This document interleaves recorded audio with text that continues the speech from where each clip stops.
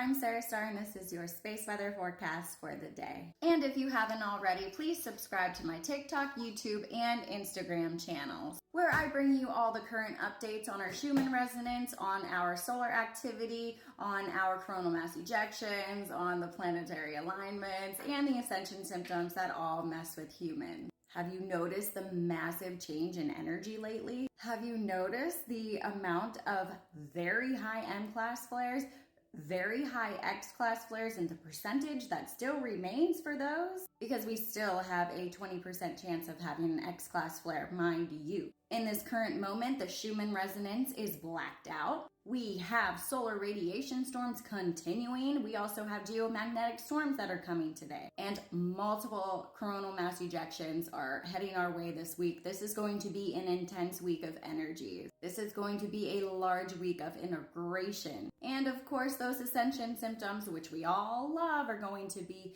very forefront. So let's talk about the planetary alignments, at least for today. So our moon is shifting from Pisces and it's into that Aries energy. This is going to help change our mood and our attitude. So Aries is going to help us focus and center our focus on more of our future plans and dispelling all of the things from the past, because we want to step away from that. But hold on, it's not time to take action yet. And that might make you super pissed off and frustrated, but it is not time to take action yet. I repeat, it is not time to take action yet. Instead, we are going to be focusing on building things that have to do with passion, on building things that have to do with igniting that fire within yourself. And this is going to help prepare you for those major changes in the future, because opportunities are coming. And if we're doing the work now by building on it, we're going to be ready for all of the changes. There is a lot of progress to be made if we can handle this energy properly right now. So just keep that in mind. So let's get into the solar weather, because this is continuous and there's a lot to go over. And remember, this all is going to affect you.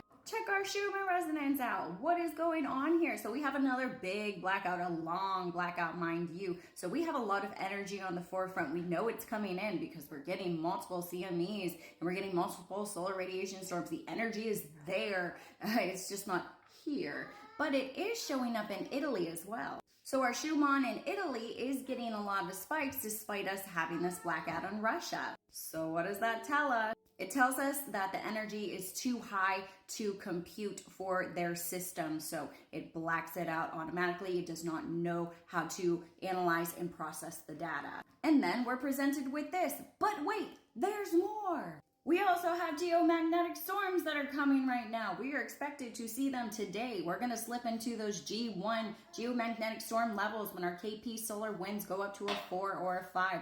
They're already around 500 kilometers per second, and they've been rising. Tomorrow, we're going to get the bulk of that X-class flare. Not the bulk, it's a grazing blow. But mind you, we still are going to see these effects. Our KP levels of our solar winds will rise to a KP 5 or 6. So these are minor to moderate geomagnetic storms. But remember, we have back-to-back CMEs, and this is only upgraded up until the 14th. It's going to continue through the whole week. So you will be able to see beautiful colors, beautiful auroras, depending on the oxygen levels and the nitrogen levels. You might see reds or purples. Greens are mostly the most common, obviously, but high latitude areas, you will be able to see these. Please take photos and tag me in them. And we are also still having radio blackouts from multiple CMEs. We already had an M6.5 today. Yesterday, we had an M9, almost an X-class flare. Two X-class flares. And then 3575, that is way off of the sun, decided to erupt again and shower us with more protons. So our solar radiation storm proton levels are going to be high. We are still currently in a solar radiation storm, and this is probably going to continue for the next couple of days, especially because we have 3576 that is lighting up with a lot of protons, which I'll show you in a second. But this is where we are right now. Our absorption of the solar protons is going to continue in the high and low altitude areas. And our radio blackout, this is where it is currently. It is pulsing continuously throughout the day. The absorption is there yet again. Hello, South America. Where are my South America people at? But we have that X-class flare that was off the southwestern limb of the sun. We are going to get a grazing blow of it, but the amount of solar protons just in this is keeping us locked in this solar radiation storm. We are going to see this uplift us into, yet again, those KP4 and KP5 levels for the geomagnetic storm. Could it be larger than that? Absolutely. Could it be smaller than that? Absolutely. But today is the day that they will incline. And then this is a CME from that M9 flare. Now there were two CMEs that were associated with it. There was this one. This was a full halo CME. Lots of protons again. Lots of protons. This is going to really affect you physically and mentally as well. So just keep that in mind. If you don't know what the ascension symptoms are, please look at my profile. I have a video tag just for you.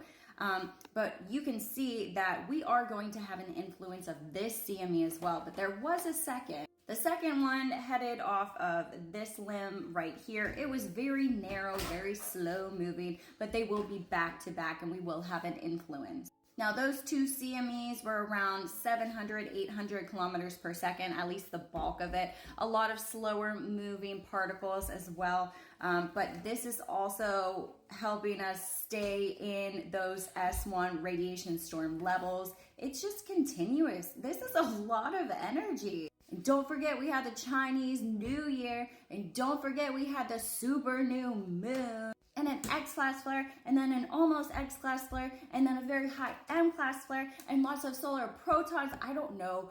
And our Schumann whiteout, it just keeps going. And here's a look at our sun. So we are absolutely going to keep looking at 3576 here and our newer region 3583. Now, both of these are Earth facing. Both of these have a probability for those X-class flares and those M-class flares as well.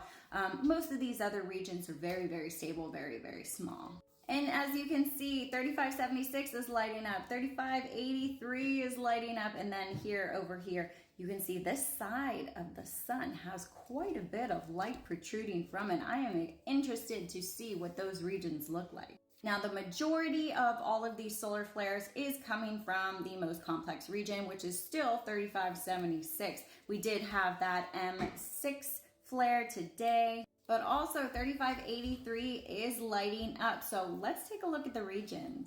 Definitely the most complex region, 3576, still beta, delta, and gamma range. We are getting so much light from this region. We still have a very large chance of having an X-class flare from this region, guys, just from this region alone. Look at the proton level. If this goes off, which it will, we're going to continuously see these solar radiation storms increase. That's not a good thing. I mean, it is a good thing if you look at it, but it's not really a good thing. It's not something we look forward to feeling, you know? But we are going to see these M-class flares, which we have today. There is a lot of potential here. It is moving. Definitely still the largest in size region that we have, the most number of sunspots. It is spreading apart, but that's because it literally popped like popcorn. And we still have a lot of potential here. So let's monitor this one.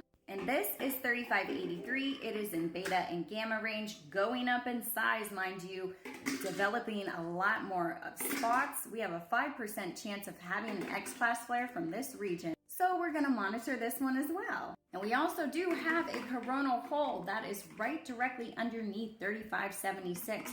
So if that region goes off and we have a coronal mass ejection, this is going to push it straight into us. That can cause radio blackouts, those solar radiation storms. That's gonna be an instantaneous thing because the proton level is so high, but let's monitor all of this. But we are going to have those geomagnetic storms come today and into tomorrow. Tomorrow they will increase as we get into the bulk of it. And just to look at where our solar radiation storm lies, we are almost into those S2 solar radiation storm levels. Let's see if those increase today. So that was a really big weekend of energies, and this is going to be a really big week of energy. Let me know the symptoms you're experiencing. This is a lot. So hang in there, guys. We're just getting started. And remember, today is not a day for action. Today is a day for building. Love ya.